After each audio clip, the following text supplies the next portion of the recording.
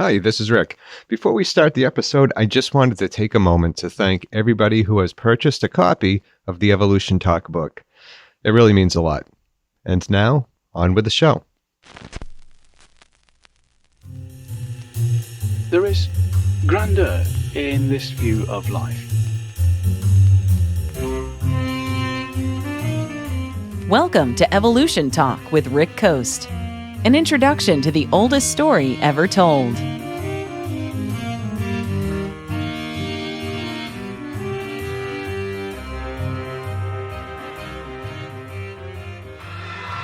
Thank you. Thank you very much. We'd like to carry on now with a song from our new album in England, and it'll be out in America shortly. And it's a song featuring just Paul, and it's called... Back in 1964, Paul McCartney woke up one morning with a song in his head. Now, it's not like this was an unusual occurrence. It happened to him all the time. What made it different was the fact that he didn't have to work at it. Not like he did with some of his other songs. The entire melody was there.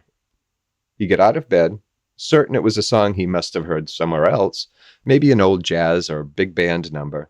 His dad, after all, played piano, so perhaps it had been an old tune he'd listened to as a child and forgotten over the years.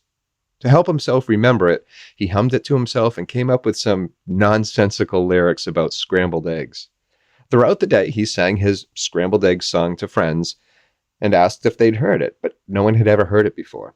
It was completely new. The chords and notes weren't unique, of course, but there was something special in their arrangement.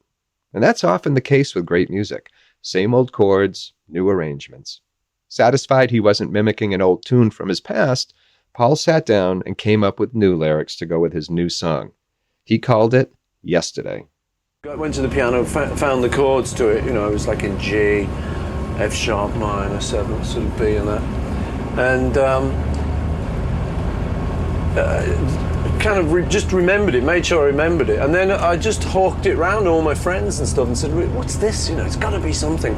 It's like a good little tune, and I couldn't have written it because I just dreamed it, You don't get that lucky.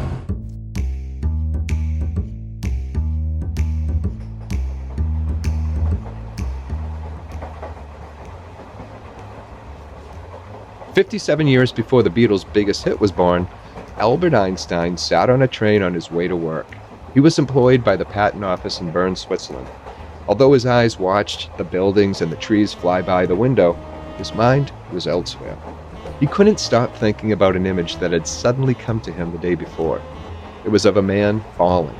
Accompanying this thought was the realization that if a man falls freely, he will not feel his weight. Now, this realization was important, but he couldn't quite place why. There was something about the image of the falling man that eluded him. And suddenly, it hit him. It all had to do with motion and gravity. They were linked, as was time. It would take years for him to pull it all together mathematically, but when he did, the general theory of relativity turned the world of physics upside down.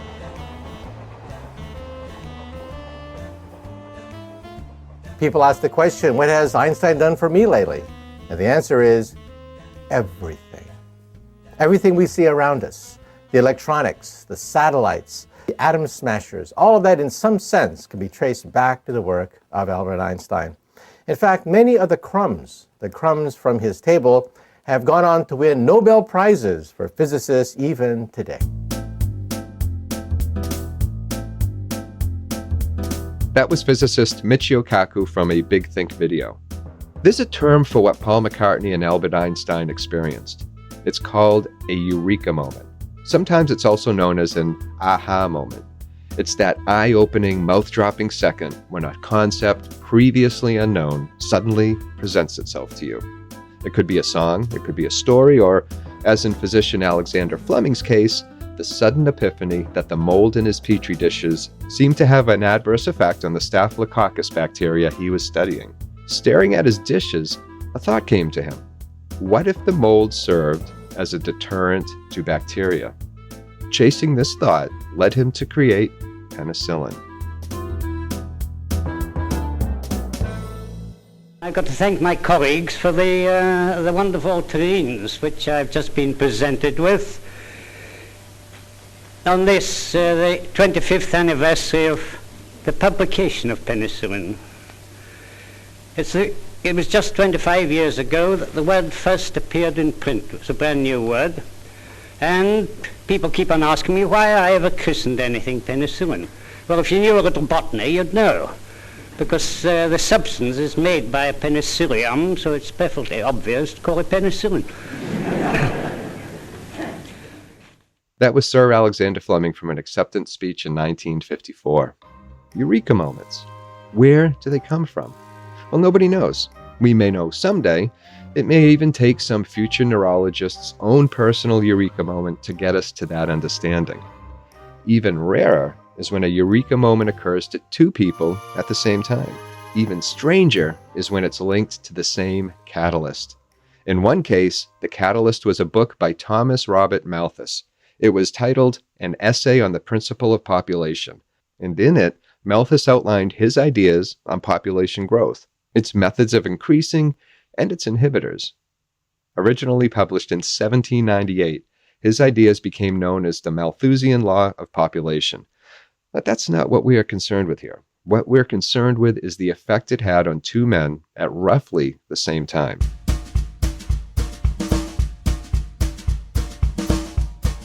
Charles Darwin had been struggling with his thoughts on transmutation and the changes that species underwent over great periods of time. His struggle was over the mechanism for these changes. Why did they happen? And then in 1838, hoping to take a break and enjoy a good book, because who doesn't enjoy a relaxing read on population, he picked up Malthus's essay. It had once struck me that under these circumstances, favorable variations would tend to be preserved, and unfavorable ones to be destroyed. The result of this would be the formation of a new species. Now, many miles away, Alfred Russel Wallace contemplated the exact same question. Why do living organisms change over time? What created the abundance of species spread throughout the world?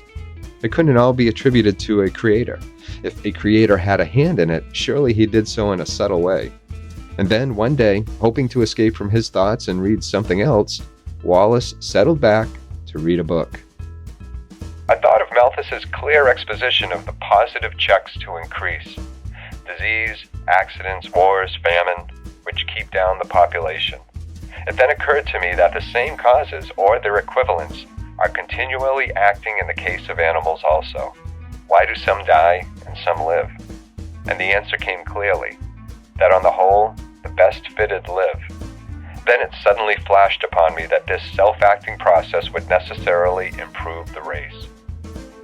That book that Wallace was reading, of course, was An Essay on the Principle of Population.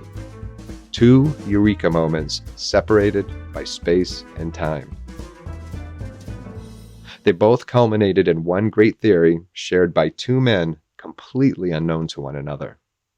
In 1858, Wallace sent Darwin his ideas about natural selection.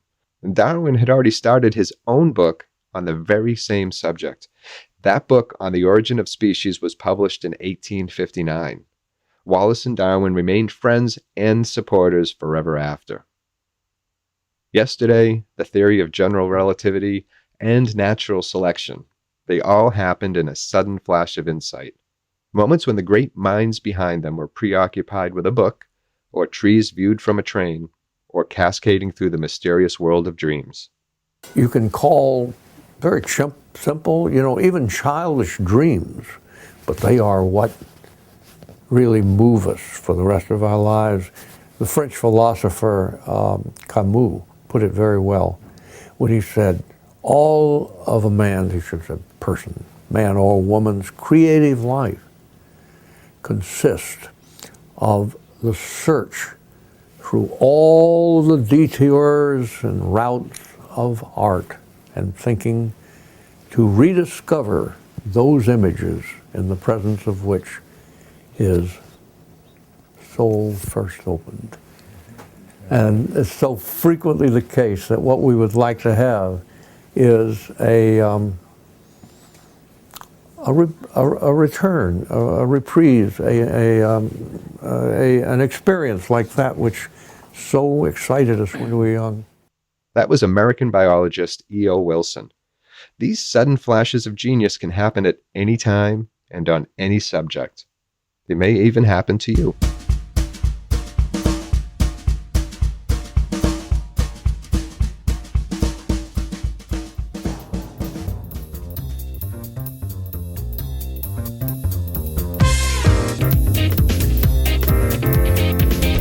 I hope you enjoyed today's episode of Evolution Talk. I'm Rick Coast, and you can find show notes and source material and also ways to support the show at evolutiontalk.com. I'd love to hear from you. And I hope your week is going well, and until next time, please take care of yourself.